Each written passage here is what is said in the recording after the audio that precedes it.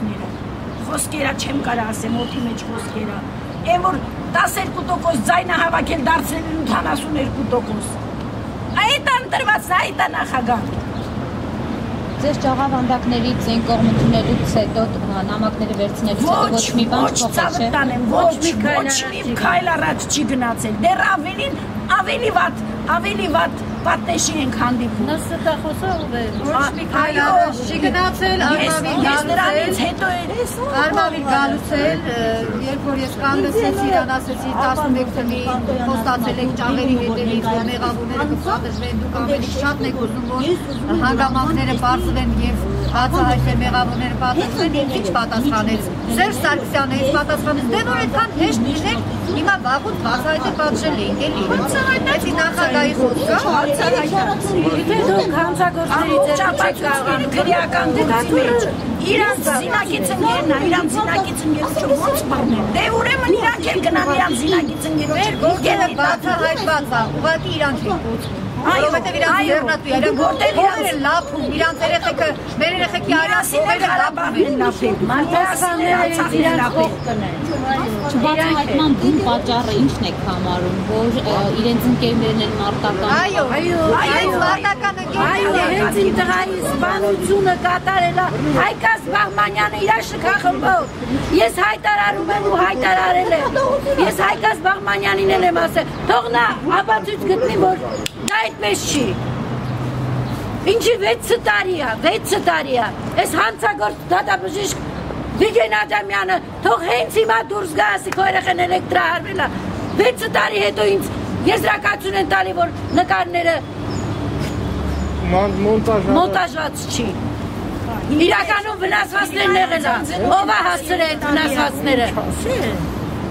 Էլեկտրահարումից վաղեմության ժամկետը կանցնի ձեր գործը կկարճեն։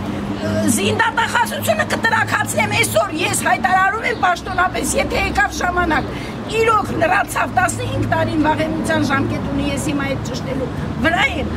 տրակացնելու եմ զինդատախազությունը, չեն կարճելու իմ երեխու գործը, պետք է իմ երեխուն սպանողը պատասխան տա, նա հիմա էլ Զորամասում աշխատում է էլի է սպանելու, զգուշացեք ով որ երեխեք ունի վայքում ծառայելու,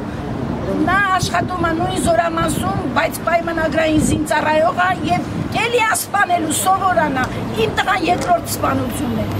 Թե չէ այս վիժվածքները, հրամանատարը, որ բերել է այս երեխուն Օհանյանի, Սարգսյանի եւ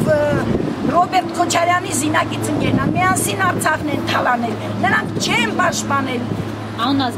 կասեմ, Ստեփանյան Մհեր, ունեն բոլոր ապացույցները, թող ստեղծեն հանձնաժողով, ես հանձնաժողով ապացուցեմ, որ իմ տղային սպանել է գումարտակի ժամանակ երրորդ գումարտակի հրամանատարն էր, որտեղ տղաս ծառայում էր Մհեր Ստեփանյանը $100 փողի համար 2 լիտր օղի էր ուզել այդ օղին լակելա ու սպանելա նա էլ ասուցա պատիժը ստանում հերթով ստանում եմ ձեզ ասեմ արդեն հերթով լսում եմ սա մնացել է ճաղավանդակների արանքնա լղճվել մեկի տղան չգիտեմ մահամերձահը չգիտեմ որ մեկին է Իրանն էլ տղա ունի 2002 թվին ծնված